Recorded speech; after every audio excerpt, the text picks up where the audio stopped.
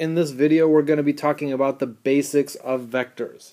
So what is a vector? Well, let's start. We've got point A and point B. A vector is going to talk about how do we get from point A to point B, where we're also including some kind of direction. So if we count over, we can see that we move 3 spaces here in the x and to the positive direction of the x, and we move 6 spaces up to the positive y. So we've got 3 and 6. So the vector is going to be from A to B, that's going to be 3, 6. So we can write that as vector AB has the position of 3, 6. And notice I said that this is the position. The position is just how do we move from the beginning point to the ending point. This is not fixed for any specific spot, so we can move A and B around as long as they stayed in that same position. 3 to get from A to B, we'd have to move 3 in the positive for x, 6 in the positive for y. For example, if we have this second vector here, this moves 3 and 6, so this also is the same type of vector, same vector.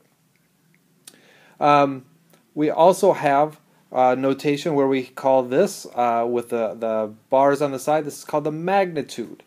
The magnitude. The magnitude is like the distance of our vector. Now we don't say that it has distance because distance does not require direction. Vectors do require direction. We need to state specifically where the direction we are going, so this is why we call it magnitude and not distance, although you can think of it like distance. So to find the distance, or excuse me, to find the magnitude of AB, all we do is we use our basic Pythagorean theorem. So we've got 3 squared plus 6 squared. We're just finding the hypotenuse, right? So we're just finding that magnitude. So we've got 9 plus 36, which is the root of 45, or 3 root 5. So that's how we could find the magnitude of AB, vector AB. So let's talk about some different notations and different ways that you might see vectors written. You've already seen a couple times AB with the arrow over the top. This is saying that we're starting at A and going towards the direction of B. So that's why we have the arrow going that way and we put it in a specific order. If we were going the other way, then the letters would be switched. Another way that we write it, as you've seen, is 3, 6. This is saying 3 in our x direction, positive 3 in our x direction, positive 6 in our y direction. Or we could also say 3i plus 6j. This is called the unit notation or unit form. The parenthetical one is called column form. But this is again saying that when you're talking about I, we're talking about the x direction. When you're talking about j, you're talking about the y direction. Why we choose I and j, I don't know. But those are the commonly used nomenclature for vectors. Now, we've been talking about 2D vectors. If we wanted to include 3-dimensional vectors, because we are talking about direction, so you could talk about a direction going in the 3 dimension, like we live in. And if we did that, we would just include a third bit to our column. Maybe we put 0 here because we're talking right now we're talking about 2 dimensions, so we're not going anywhere in the 3rd dimension. So we just put a 0 there. Or in our unit notation, we can put 0k. So I, j, and k for your unit notation. Another way that you might see this labeled is as a bold lowercase letter. So you could do that as well, but that's a little bit harder to write, so we will stick with these 3 notations as we work with vectors.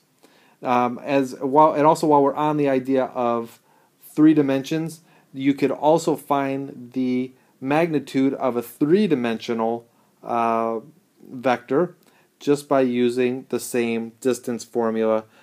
We just include that third bit, c. So we would have 3 squared, 6 squared, and 0 squared if we were talking about 3 dimensions. Okay, so 2 vectors are parallel if they are scalar multiples of each other. So if they are scalar multiples of each other. And what does that mean? Well, scalar, that's probably the word that you're least familiar with. Scalar means to multiply each component of your vector by the same number. By the same number. So if we look at a vector here, we've got a new vector AB, and we can see that this is moving, or this has a position of, what do we have a position of? Let's see. This is going to be 2, 3 if we count that over and up. So 2 in the positive, 3 in the positive for the y. So we've got that positioning. Now if we look at another vector, so here's one, we'll call this CD. So this one's a little bit longer, it's a little bit bigger, but if we count over, we have our unit, or our vector CD going 4 in the positive x and 6 in the positive y, so we've got the vector position of 4, 6. Now here's where this scalar multiple comes in.